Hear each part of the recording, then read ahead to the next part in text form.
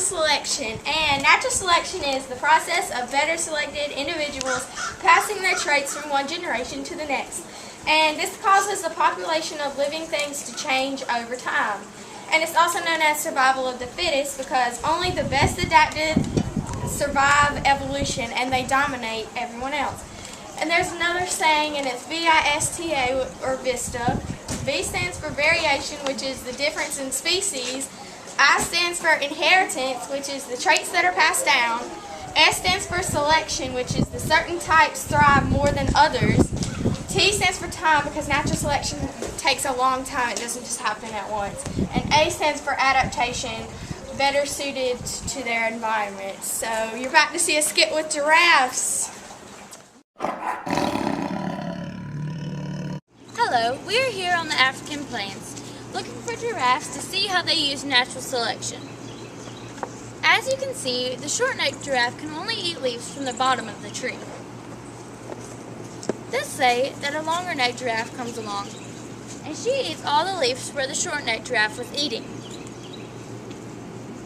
The short-necked giraffe can no longer survive.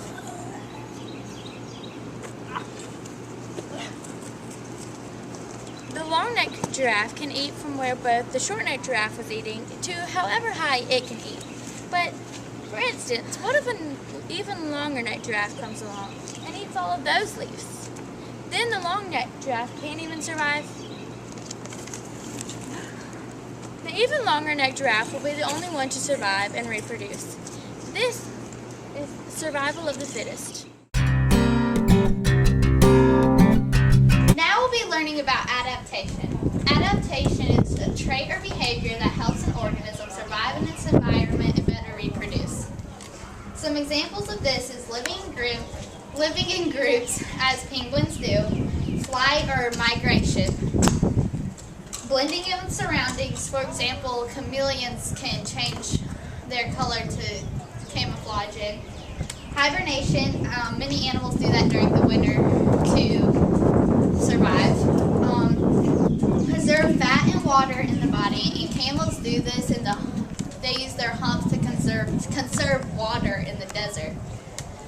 Appear larger to scare a predator. The pufferfish does this. They puff up really large to scare off predators. And mimicking, which you can see an example of that right here with the monarch and viceroy. And now you'll see a skit. Now we are here in the Amazon rainforest. I'm here with a rare species of butterfly called the monarch butterfly. The monarch butterfly is poisonous, and the animals remember that it's poisonous because of its bright colors. The viceroy butterfly copies the bright colors of the monarch so that it can use it as its protection. The predators will think that the viceroy butterfly is the monarch butterfly and that it's poisonous, even though it's really not. So this is an example of adaptation. You just saw have something in common. Variation. When you look at a species of animal, you will find diversity. This is because there is variation or changes between each animal in a certain species.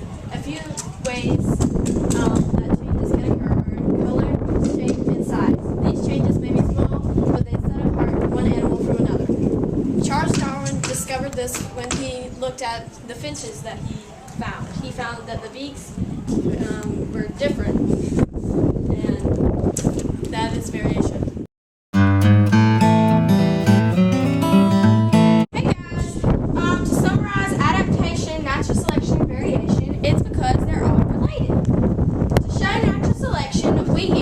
The example of how giraffes' necks change over time. The giraffes, therefore, adapted to their environment through the process of survival of the fittest. Overall, if the giraffes couldn't have adapted to their surroundings, their species probably wouldn't have been here today. Next, we use the butterfly example to show adaptation. The viceroy over time changed to look like the monarch so that it could survive. So it